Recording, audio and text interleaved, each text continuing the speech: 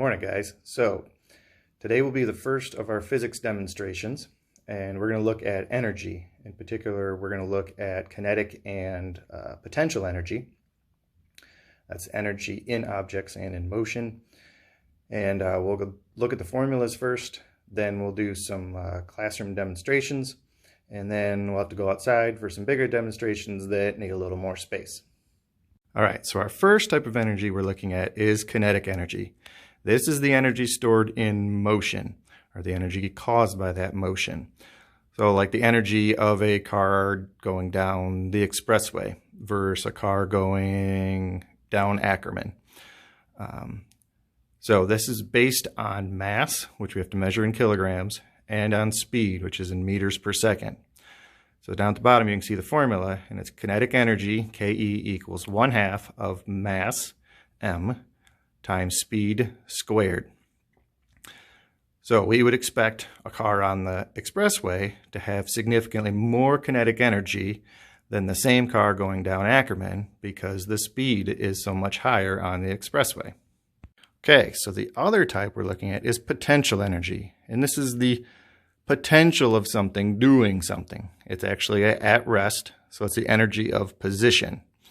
There's two types. There's elastic potential energy, which is based on compression and stretching. This is the type of potential energy that your trampoline has. So when you jump down on it and you are at rest, it is stretched, and that is the potential energy it has. And then we have gravitational potential energy, which is based on mass and height and gravity. We'll look at that more in class. That's a little easier to calculate. So potential energy, the gravitational form, is mass times gravity times height. And gravity is 9.8 meters per second. So we would say that something that weighs more, but dropped from the same height from something that weighs less, has more potential energy.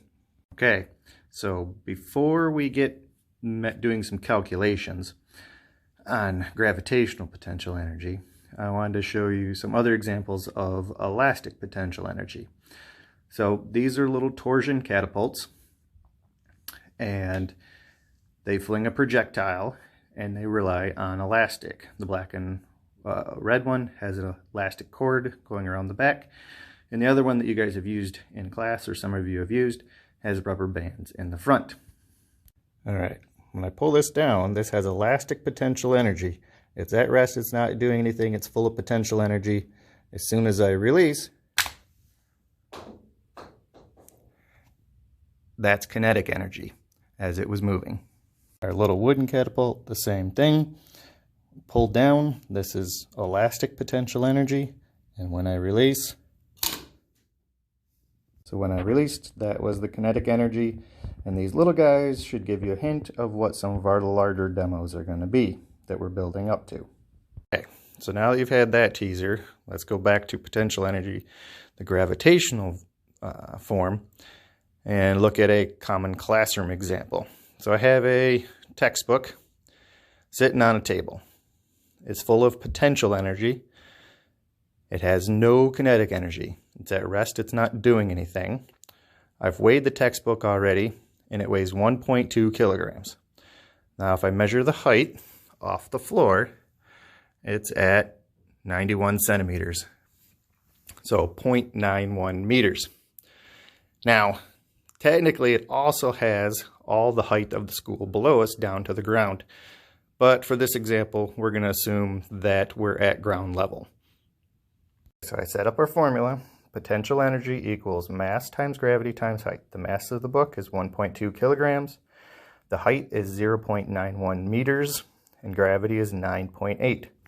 So we have 1.2 times 9.8 times 0.91.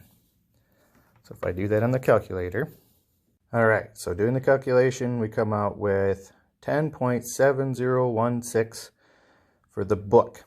Now, I also did it for this little rubber ball, which is significantly smaller. It only has a mass of 18 grams, so that's 0.018 kilograms times 9.8 times the same height of 0.91 meters.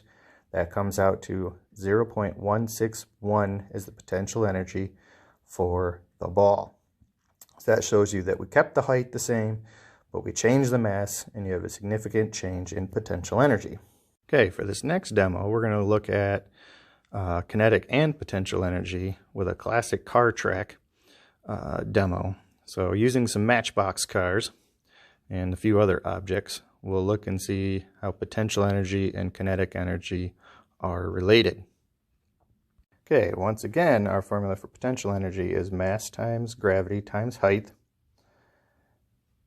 And so if we look at the measurements that I did, our mass of the car is 0.0373 kilograms. And then our height for the track is 0.0265 meters. So we'll quick figure out the potential energy of the car. Okay, at 26.5 centimeters tall, the potential energy for the car is 0.097. Then we'll figure out the kinetic energy at the same height, but we have to first figure out S, which is speed, which is distance divided by time. So we're going to have to run the car. Alright, so I got the car at the top of my track. It's going to go all the way down towards the sink, and I will time it. Okay, our little hot rod car traveled at 1.81 seconds for the length. So to figure out speed, we have to do distance divided by time. So 1.88 is the length of the track, divided by 1.81 is seconds. Comes up to 1.04 meters per second. We plug it into our kinetic energy formula. We have 1/2 times the mass of the car, so 0.0373, times our speed, which is 1.04 squared, equals 0.021 for the kinetic energy.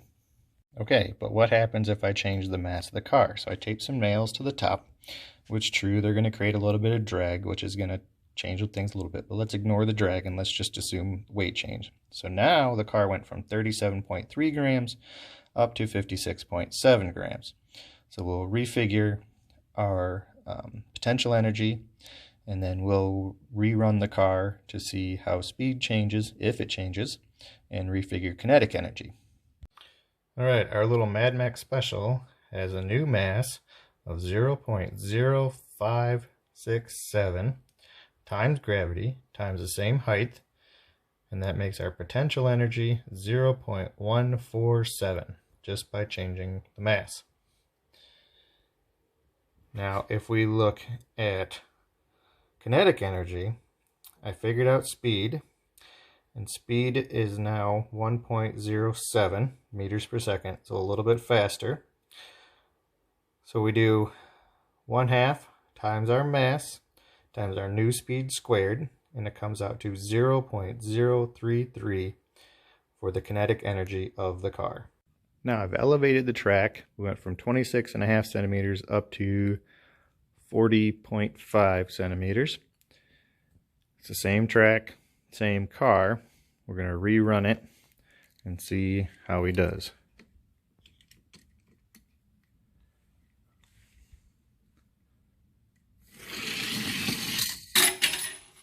Let's look at potential energy first. We have our new height of 40.5 centimeters.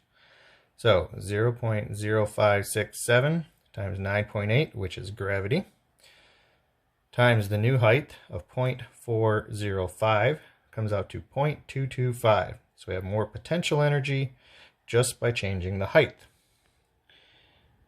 Now, if we look at our kinetic energy, he went faster this time at 1.43 seconds, which gives me a new speed, distance divided by time, a new speed of 1.3.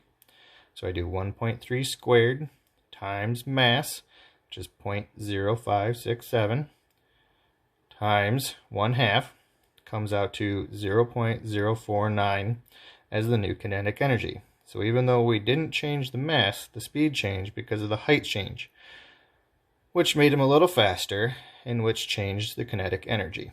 All right, the other thing that we can look at is the translation of energy. And energy is never lost. It's called the conservation of energy as the principle. It changes in the system, so I could have a toaster with electrical energy and it's heating the bread. That electrical energy is being converted into heat energy. Some's going to the bread, some of it's escaping at the top, but that energy is the same. We can also do the same thing with potential and kinetic energy. We can change from one to the other, and this is called the translation. Or in this case, I can double up on my potential energy. So if I have a racquetball and a ping pong ball, and I'm going to drop them, they right now are standing still, and they have potential energy. They each have their own potential energy. As they drop, it'll convert to kinetic energy because they're in motion. Then when they hit the ground, then they're going to share a little energy, and we'll see what happens to the ping pong ball.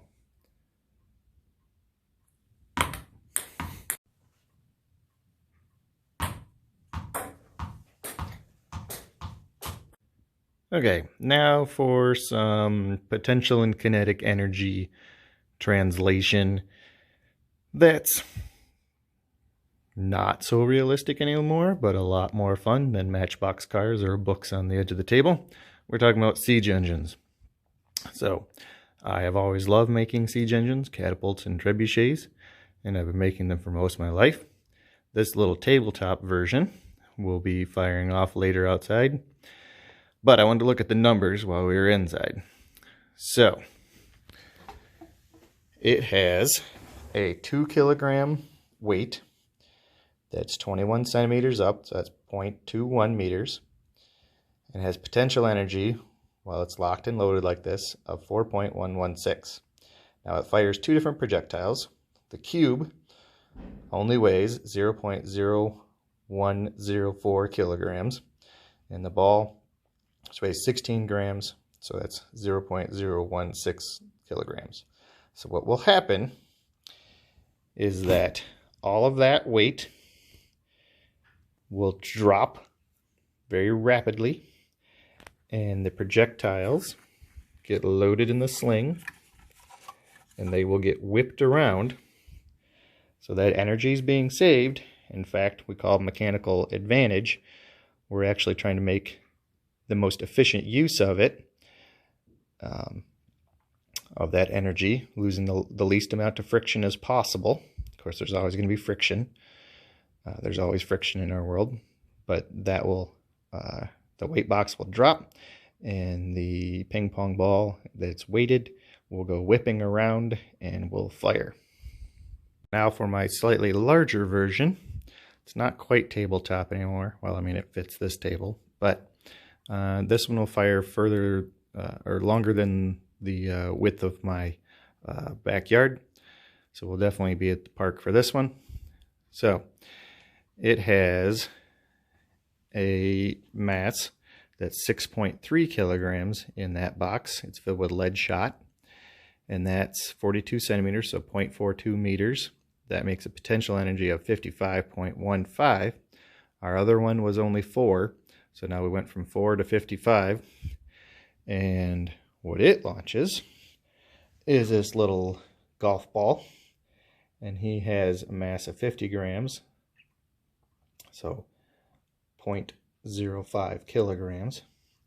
And once again, when I pull the pin, it will come whipping around, the weight drops, and pulls the ball and translates that potential energy for where the weight is at into kinetic energy on that poor little golf ball.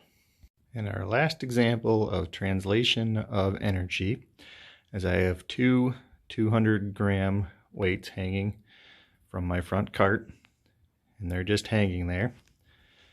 And so what I'm going to do is pull one back,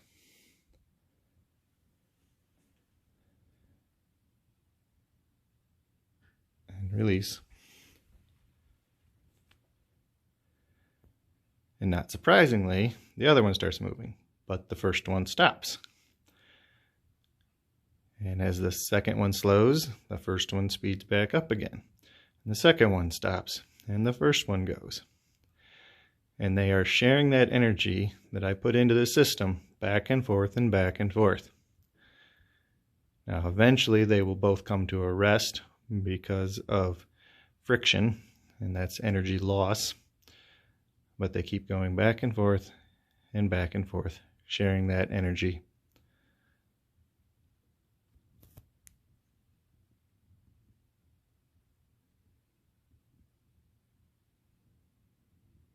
So this is the little trebuchet we're going to start with first. And the idea is we'll pull the pin, it'll release. We're going to transfer that potential energy all into kinetic energy in the ball. Hannah's going to try to mark where it lands so that we can measure out distance, and we'll try to figure kinetic energy. All right, I'm going to time it at the same time so we can figure out speed. All right, 3, 2, 1.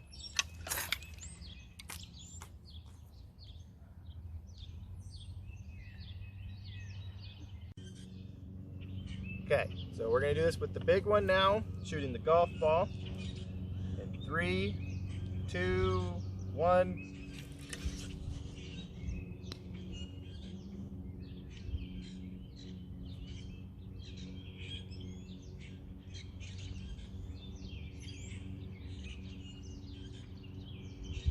Okay, looking at our times and distances, the little trebuchet threw a total of 38.5 feet, which is 11.73 meters, in 2.06 seconds. That gives a speed of 5.68 meters per second. The big trebuchet threw 109.5 feet, which is 33.38 meters, in 4.18 seconds, for a speed of 7.99 meters per second.